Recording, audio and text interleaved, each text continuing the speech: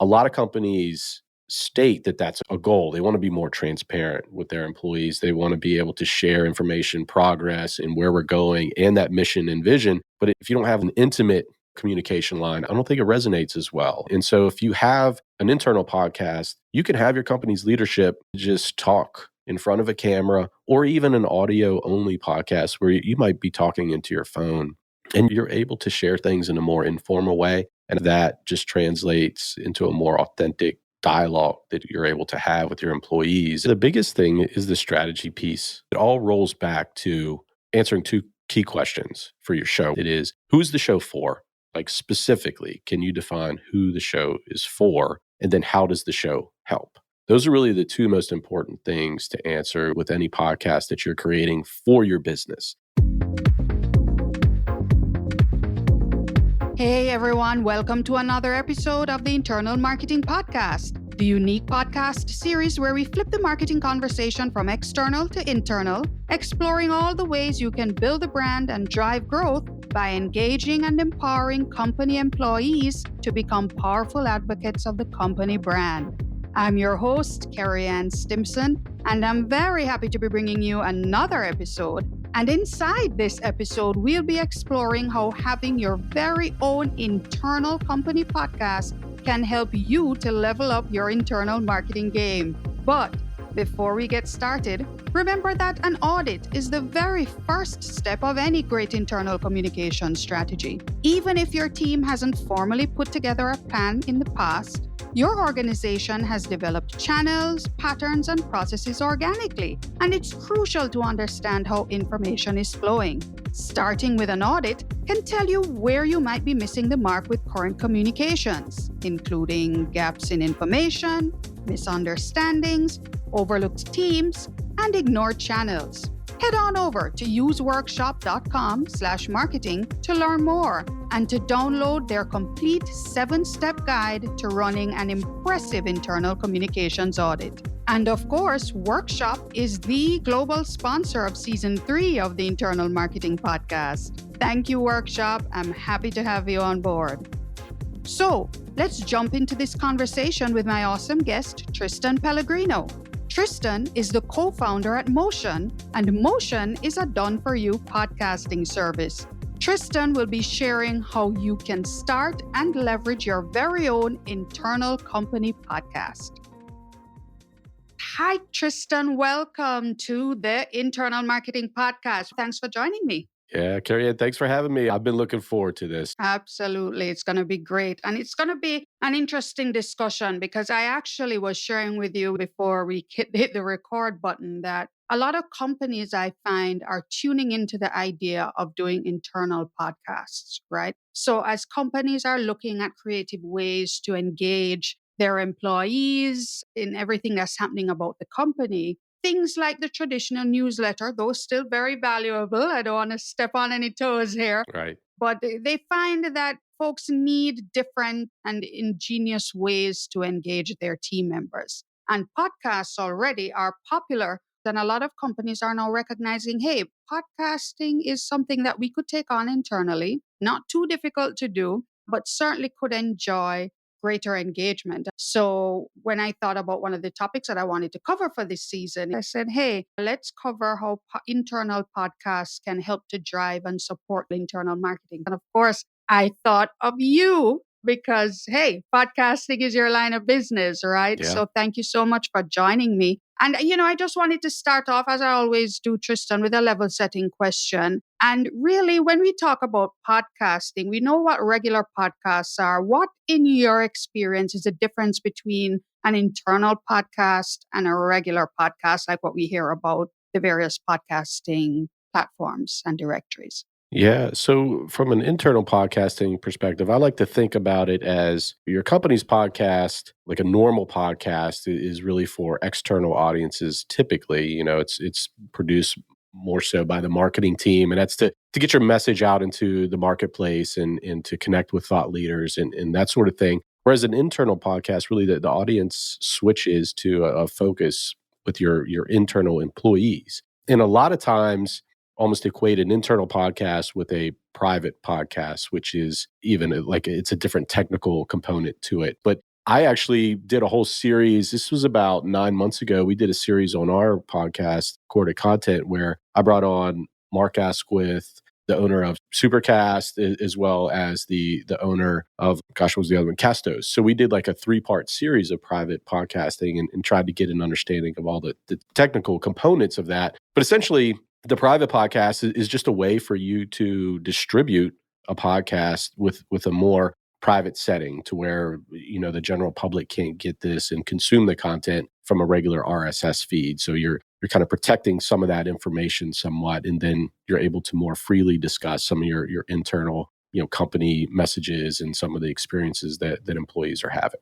Great to identify the distinction. And that being said, then, Tristan, do you find more companies are catching on and rolling out their own private or internal podcasts, as it were? What are the trends that you're seeing? Yeah, the whole reason that we did that series last year was because we were getting a lot of requirements, either with early prospects or even in the sales process, where they're like, we know that we want to do a podcast for external audiences and for our marketing engine, but this communication style is so effective. How can we then translate that into more of an internal comm component? And that's why we started to explore it ourselves. And when I had Craig Hewitt on, the owner of Castos, when I had him on the podcast, he even mentioned at that time, like, private podcasting is just very new. We're in the very early stages of it. And even from a technical side of things, they're still trying to figure out how it works. Because as you know, you probably listen to a lot of podcasts yourself. I mean, there's so many different apps that you can use. There's so many different platforms out there where you can consume the same content that comes from an RSS feed. So that presents a lot of challenges on the technical side to ensure that you protect that information and that it's only the certain folks that you want to listen to that content, that they're accessing the content, on the other end. So it's the actual meat and potatoes that are in the episodes themselves, but then it's how does that get distributed and why is it different than just a regular public RSS feed? Yeah, it's still early days, and I get that. And clearly, a lot of companies are curious and looking into it and rolling out their own. Can you give any sort of sense, based on the conversations you've been having, why more companies are jumping on the bandwagon, as it were, albeit slowly but surely? Yeah, there are a couple of things that come to mind. First and foremost, that I think, we've been talking about it for a few years, but the pandemic did change the way that people are working these days. We have remote work is just really a common scenario for most organizations. And people are trying to determine how to increase engagement with employees, how to build relationships, how to just really connect with their employees on a human level. And a podcast really provides that capability. I mean, if you think about a podcast just with an external audience, it's really less about a one-to-many relationship. You're in someone's ear, and it's that really one-to-one connection. You're allowing your audience to come in as a fly on the wall. And so if you think about that concept and how useful that would be for a company, it really opens your eyes quite a bit. If you think about your company's leadership and getting their mission out there and getting buy-in from employees and how important that is, an internal podcast is a great way to do that because you have really that intimate connection to the company's leadership. And I don't really think there's any other kind of medium that equates to an internal podcast in that way. And I'm just starting to remember the conversation we had, Kerry-Ann, when you were on my podcast, and you said, first and foremost, one of the most important things is just the ability for a company to articulate its mission and vision. Yeah. And I feel like that is something that is not done one time. It's not something that you put on a poster and you hang up on the wall. It's something that you have to live and breathe. And so in order to do that, I think you need some communication channel that is consistent, and you're constantly supporting that mission and that vision, and that consistency is really how you get buy-in along the way. But I mean, how do you feel about that? I'm in total agreement with it. As I was sharing with you, we had been following some of the more traditional ways of communicating to our team members for many, many years. Email and e-newsletters being the top mode. And I mean, I get that, especially because we are what we call a regional organization. And when we say regional, we're in the Caribbean, we're in Jamaica, we're in the Dominican Republic, we're in Trinidad and Tobago. So when you have that kind of physical distance, then you're going to have to rely on digital channels to communicate, and email and e-newsletters are the easiest triggers to pull, right? But when we started to look at the numbers, open rates, read rates, they weren't where we had wanted them to be. And when we started to ask the questions and talk to people and say, hey, what are some of the ways in which you want to be sensitized? And we recognize that, especially given the millennial and Gen Z generations of employees that started to dominate the total number of employees that we had on board, they prefer to digest content in what I call a multimedia kind of a way. They love video, they love audio. So just sending an e-newsletter was no longer sufficient for us to do what it is we wanted to do. And so it led to the concept of a video podcast. And it's been so much more well received and certainly well digested. And it's something that has been a very, very good experience for us. I mean, just based on everything you would have shared so far, Tristan, if there's anyone who's listening who's kind of thinking, this sounds like something we should be exploring, could you give us probably 2 reasons why you think companies should consider implementing their own private or internal podcasts? Yeah, I was trying to think. I saw that question earlier and I was Yeah. like, is there only 2 things I can identify? Well, hey, go for more than two. Go I for was more. just trying to be kind, but if you got Yeah. 3 and 4, we'll take them. Let's see. Well, the first one that comes to mind is just transparency. And we touched on that a second ago, where I think it's very difficult. Actually, let me just go back to my scenario where I was working at IBM and Oracle. So I worked for these big, huge software companies. And I'll say, strongly disliked the all hands meetings that they would set up. And you would bring in like sometimes 300-400 people. I mean, we even rented a movie theater one time. So everyone had to drop what they were doing. You had to bring the whole project team over. There's 500 people in a movie theater. And the context switching, just to make that happen, you have to drop what you're doing. You have to drive 5 minutes, to the place. You go in, you sit down. It takes 10 minutes to get started. I mean, it's an hour and a half time, just to get this all hands meeting in place. It just doesn't feel personal. It doesn't feel intimate. It doesn't feel like I have a direct line of communication to that leadership. And it just felt disconnected. So I think one of the big reasons, probably the most important thing, is just that transparency piece that a lot of companies state that that's a goal. They want to be more transparent with their employees. They want to be able to share information, progress, and where we're going, and that mission and vision. But if you don't have like that communication platform and it's an intimate communication line, I don't think it resonates as well. And so if you have an internal podcast, you can have your company's leadership, and whether that's the CEO or some other different C-suite executives that want to share certain things with their group, you have this ability to just talk in front of a camera, or even an audio only podcast where you might be talking into your phone, and you're able to share things in a more informal way. And I think that just translates into a more authentic dialogue that you're able to have with your employees. And if you just think about how a podcast is consumed, it's me as a leader in a podcast format, and then on the other side, it's just one person,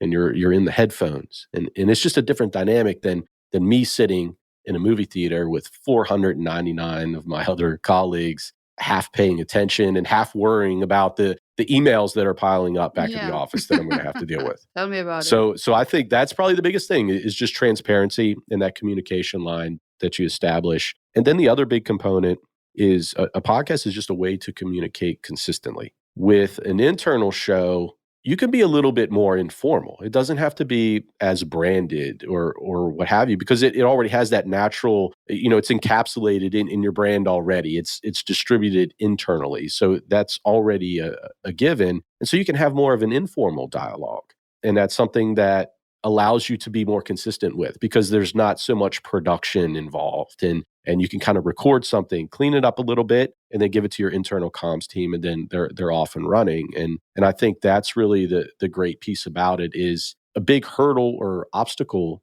for teams when they're producing content consistently is that it's too cumbersome, and there's too much involved. There's too many pieces moving around. And so it drops down the priority list. And then as soon as you miss 1 week, 2 weeks, 3 weeks, it's just easy to say, oh, the hell with it, and we're just not going to do it anymore. And then you fall back into something else where, you're pulling people into a movie theater just to say that you did an all hands meeting. Yeah. So those are 2 big things. And here's the third one. So I said I had more than 2. Okay, sure. The third one is, as you mentioned, you all were distributing a newsletter in a written format. The nice thing about a podcast And if you do a video podcast internally, you can then produce audio, video, and written material from that one piece of content that your executive creates. So if you think about the efficiency that's rolled into that process, you have your CEO spends 30 minutes in front of a camera, and you're able to produce all this material that people then can then consume on the other side in a lot of different ways. And for some people, a newsletter might be their most favorite way to consume information. But then on the other hand, maybe it is that podcast that they want to listen to while they're walking the dog or driving in the car. And if you produce that show up front in a video podcast format, you have the ability, you have the flexibility to produce those different types of content formats downstream. Yeah, I'm just thinking about that. The repurposing possibilities are endless, because even if you are doing it as an audio or video podcast, you can get that transcription and convert it into an e-newsletter blog type bit of communication that you could send out to your team. So awesome possibilities. Tristan, so if we're talking to folks right now and they're listening and they're like, oh, my brain is ticking. This sounds great. Awesome ideas. And I want to look at implementing an internal private podcast for my company as part of my own internal marketing, internal comms efforts. You've produced hundreds of podcasts, thousands of podcasts, even over the course of your career. I'm sure it's not much different. What's the advice that you would share with anyone right now as far as giving them some kind of guidance on what are the things they should be doing as a foundation setting exercise or set of exercises to set up their podcast for success?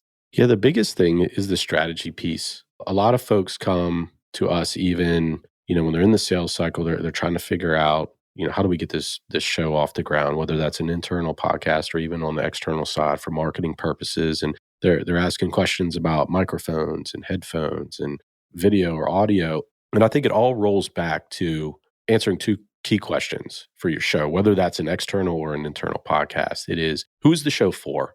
Like specifically, can you define who the show is for? And then how does the show help? Those are really the two most important things to answer with any podcast that you're creating for your business. Now, this doesn't necessarily apply if you're a creator and you're producing something for fun and it's a hobby. We're working with companies that are producing branded shows. So you really have to boil it down to those two different things. And if you can clearly identify that up front, that really serves as your foundation for everything that you create from that standpoint. And the one thing that we do and that I really feel like is important, we create what we call a theme statement. And that is where that theme statement clearly identifies who the podcast is for and how it helps. And in the case of an internal podcast, who it's for, it's your employees for sure. And it might be everyone that works for the company. And that might be good enough. Or, you might be producing a show for the sales team, which is a scenario that we're involved in, where it's a subset of your employees and you're sharing for a different purpose. But you have to define what that is. And then secondly, how does it help? And the reason we phrase it that way is because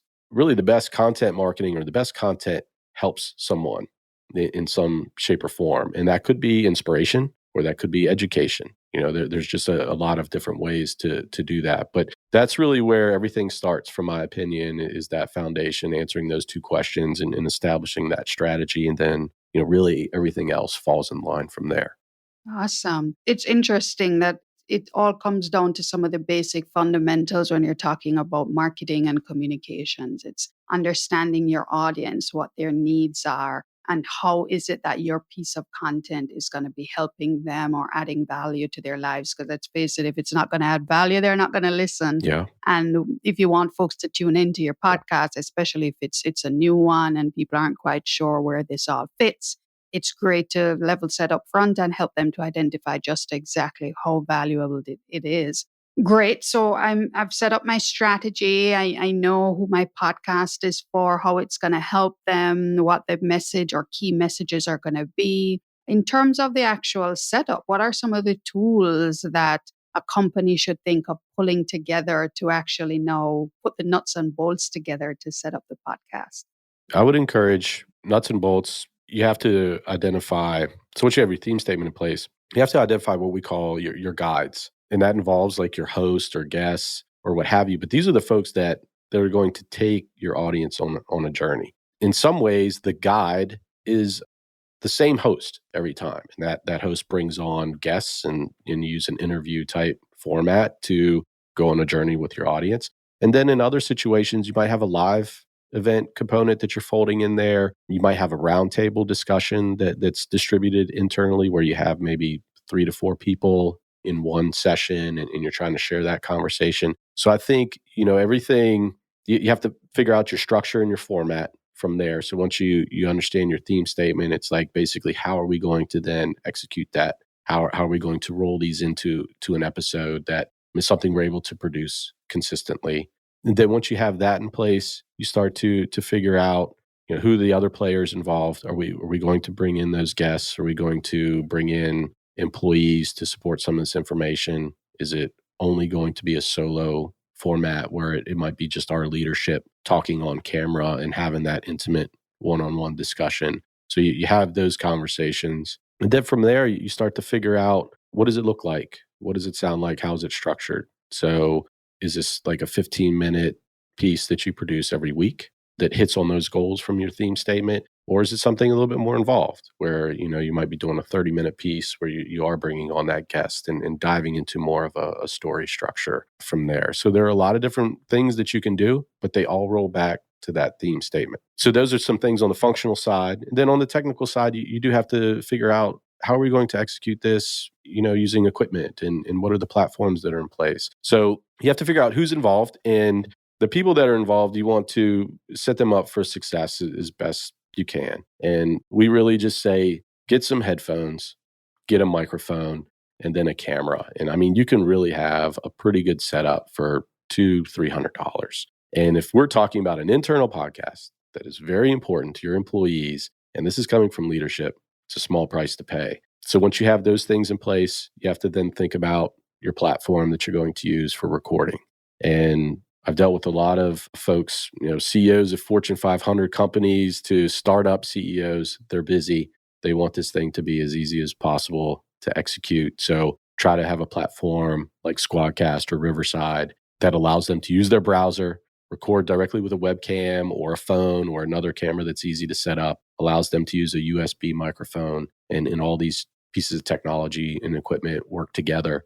And then you're able to record quickly and then hand that off to a team to post-produce and put together pretty easily. So I think those are the key components. And Kerry-Ann, just one thing to kind of juxtapose that scenario with some of the experience I had owning a video agency. I think an internal podcast is so much better because, I mean, I just go back to some of the scenarios where I was working on a project with a large tech company in DC. We were hired to produce their internal videos every quarter, and they would bring in a 6-person crew. All right. So we have to set up a time to bring in 6 people, film with 2 cameras. It would take 2 to 3 weeks to produce. They would edit it tightly so that it's like a 3-minute piece. It just felt so like inauthentic. It was just so produced, and it just didn't feel right. And we would do that every quarter. And I just turned the table to now. And if you are able to produce a more intimate internal podcast and use a setup anytime you're comfortable as a leader to produce, it just once again removes that friction on the production side to where you're kind of free to produce this content more consistently. And that's really where you start to see those benefits is when you do this over a period of time. Just a quick question. When you talk about you getting your equipment together, user-friendly platform to record and such, do you have to go through the whole rigmarole? And I'm thinking not, but I'm just asking the clarifying question. If a lot of these podcast directories, they're really just for public podcasts, right? Do any of them have a component where they can house a private podcast that's accessible only to a particular user group, or you just kind of have to do that on your own intranet? I'm thinking. Can you say? Yeah, so that's a great question. And I think that's really what drives the internal podcast is that private piece, which is a technical requirement. And I think there are a couple of hosting platforms that I would point to for folks. Castos is one that we're familiar with. I mean, we have folks that are using that. I mean, they basically provide the ability to use your podcast apps that you're familiar with, but you basically provide a username and password, and you have like this custom RSS feed that's not viewable in public directories. Another example is Supercast. They even go to another level of detail where every single subscriber and that could be an employee internally. Every single subscriber gets their own unique RSS feed, which then gives you the ability to actually determine who is listening to what. And you can even customize that feed. So like if you go out and test Supercast and you sign up for their private podcast with your email, and you pull up that feed on your phone in a podcast app, it'll actually say like, hello, Tristan, here's your first episode. And it'll actually, using variables, you can customize that experience on their side. So that's some of the advantages there. And we're seeing companies that they're able to use that technology to protect the information that they have on the internal side in a more secure way. And then we do have folks that are producing a podcast that's meant for internal purposes, but that it is publicly available. They don't really care. They're sharing stories, and their goal is mostly for their internal audience, but it's no harm if it's shared outside. So I think, just making that distinction is important as a company. Determine how sensitive that information is that you're sharing is probably a decision point there as to whether you use one of these hosts or not. These are great, great nuggets. And I guess to kind of round out the cheat sheet, again, you've had tons of experience, and I know folks going in, it's very important to know what are the nuts and bolts of tools that we're going to need to set ourselves up for success. I guess having gone through the learning cycle yourself, your clients, what would you say are some of the production and distribution, perhaps pitfalls that I would need to kind of be aware of so that I can avoid them if I can? Yeah, the main thing when we think about distribution, it's important to go all the way back to the beginning. And one of the things we like to say a lot is that podcasts are more than an audio channel. And unfortunately, I think people still view a podcast as this thing that's an MP3 file that you put out on Buzzsprout or Castos and you can listen to on Spotify. But if you think about a podcast differently, especially as a company, it's really content that starts in a conversational format, and then you're able to reshape it in all these different ways. So if you think about distribution, it's not how can I get this audio file to my employees? It's back to a point that you were making, Kerry-Ann, where if you distribute this internally, you can put a video snippet on your internal, your company portal or whatever, channels you have internally to share information. Even if it's Slack, you can embed a video in a Slack channel. And that can be a nice little piece that comes from a longer form podcast that was shared. And you can link out to the internal episode and say, hey, here's Mr. or Mrs. CEO speaking 10 minutes on, the new health plans that are rolling out. And here's why we adjusted those. Here's a 2-minute overview, but click here to get the full episode where you can understand how this impacts you and your family, something like that. So distribution, I think people get it wrong up front because they're just thinking about this channel. It's really just this thing that I want to check a box on and say that I have a podcast, but it's really about the communication piece, which goes back to really why we're talking about it. It's that internal comms. It's that internal marketing that you want to really support. And I really think an internal podcast can be a big factor in really, keeping your employees up to speed in a lot of different ways. So that's the one pitfall there, is just really thinking about this as not a channel, but as really a whole conversation. And you're really opening up that line of communication between leadership or other people within your company. Yeah, I'm there with that. And I think to add to, even in our own experience is, and it's the same with an external podcast as well, is that we spend so much time creating a great piece of content and we don't often spend the time to promote it.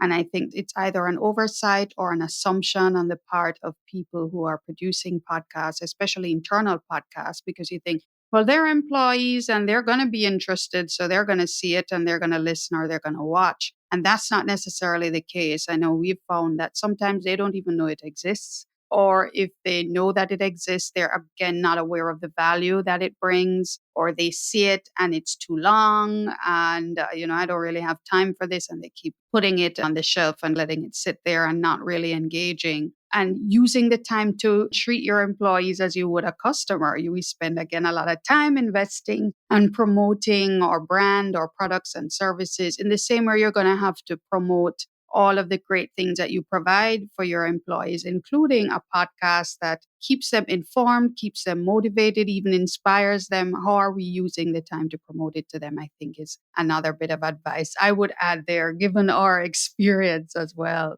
Tristan, I guess just kind of coming down to the wire now, how would you say someone can tell that their podcast is working, right? Any metrics that we should be looking out for or any kind of a temperature checks that we can do? What would you suggest are great ways to know whether our internal podcasts are having the impact that we want it to have? Yeah, that's a great question, and I think I would answer it the same way that I would an external podcast, and it's really that combination of qualitative and quantitative feedback. And if you think about an internal podcast, one way you can certainly detect downloads. Depending on the platform, you can actually determine which subscriber or which person that enrolled, who's listening to what episodes. So you get some detail there on the private side. You get a lot of the same metrics that you would an external podcast with these platforms, what device they're using, which episodes are being downloaded the most. So that's a key indicator just to see what is actually interesting to your audience, to your internal employees. So there's that data piece. And then there's just the qualitative side too. It's trying to figure out, all right, in that Slack channel, when you shared that video or that episode, what did people say afterward? Or what are you hearing? Does that episode and that information translate to the water cooler? Are you getting some of that information? And we all know that information passes through companies like wildfire. So I think there's a way that you can gather some of that qualitative feedback that I think is almost the bigger piece to a podcast, because it is that intimate relationship that you have with the listener. And that one download, it's just one number, one download, and it's one 20-minute episode. But what impact did that have? Did that person on the other side really understand why you're opening up a new location in a different region? Do they know why you're making sweeping changes to your user interface? And is that important to your customers? And like, what's the why behind some of this? And that's really where you can't quantify some of that stuff. It's just a clarity piece and getting everyone rowing in the same direction. And I'm curious, do you know anything about EOS, the entrepreneurial operating system, by any chance? Oh, no, I don't.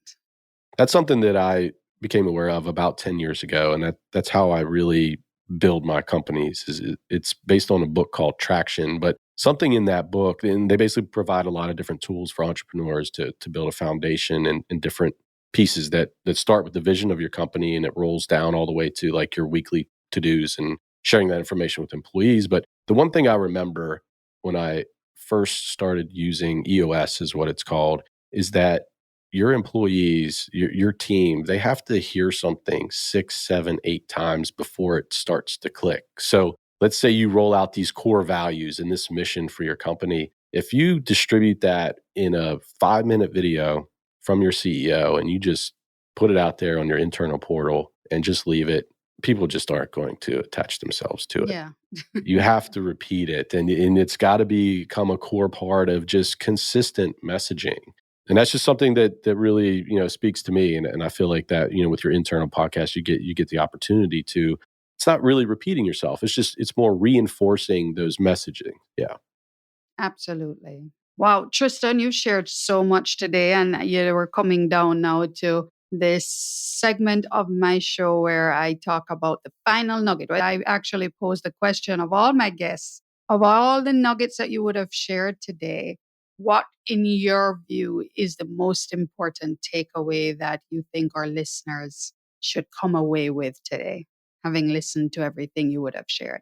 Yeah. The most important thing is podcasts are more than an audio channel. So just think about them in more along the lines of a conversation and how conversations can work for you in your business. And we even like to think about a podcast as really creating a conversation flywheel. And that's what can create this flywheel internally with an internal podcast and just educating, informing, and inspiring your employees. And then just think about how that would also translate to your customers and the impact that it can have there. So that's what I would leave folks with, Kerry-Ann. Podcasts are more than an audio channel.